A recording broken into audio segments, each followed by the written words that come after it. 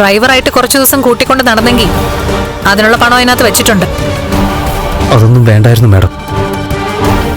ഞാനൊന്നും പ്രതീക്ഷിച്ചുകൊണ്ടല്ല മാഡത്തിന് കൂട്ടുവന്നത്. പ്രതീക്ഷിച്ചോണ്ടല്ല കൂട്ടിന് വന്നത്. എന്റെ കല്യാണം കഴിഞ്ഞ ശേഷം കണ്ണേട്ടിനോട് പറയാത്തതായിട്ട് എന്റെ ജീവിതത്തിൽ ഒന്നുമില്ല. പക്ഷെ ഇത് മാത്രം ഞാൻ പറഞ്ഞില്ല, നീ എന്റെ കാല് പിടിച്ചതുകൊണ്ട്. അതൊരു വലിയ തെറ്റായിട്ട് എന്റെ മനസ്സിൽ കിടപ്പുണ്ട്. ഇനി നീ വാല് പൊക്കിയ ഞാൻ നിനക്ക് മാപ്പ് തരില്ല. ജീവിതത്തില് തെറ്റുപറ്റാത്ത മനുഷ്യരില്ലല്ലോ മാഡം. ഇത് ആദ്യമായിട്ടൊന്നും അല്ലല്ലോ ഒരാണ് പെണ്ണിനെ സ്നേഹിക്കുന്നത്. ഞാൻ വിവാഹം കഴിക്കാത്ത പെണ്ണല്ലടാ, അന്തസ്സുള്ള തലയെടുപ്പുള്ള ഒരാണിന്റെ ഭാര്യ, അദ്ദേഹത്തെ ആരാധിക്കുന്ന ഭാര്യ.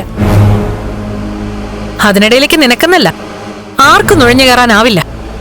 അന്നത്തെ സംഭവത്തിന് ശേഷം ഞാൻ ഉറങ്ങിയിട്ടില്ല മാഡം. നമ്മൾ പോവാറുള്ള അമ്പലത്തിൽ പോയി ഒരുപാട് തവണ ഗണപതിയുടെ മുന്നിൽ. വേണ്ട, ഇതുപോലെ സിമ്പതി ഉണ്ടാക്കുന്ന രീതിയിൽ നീ ഒരുപാട് സംസാരിച്ചതാ.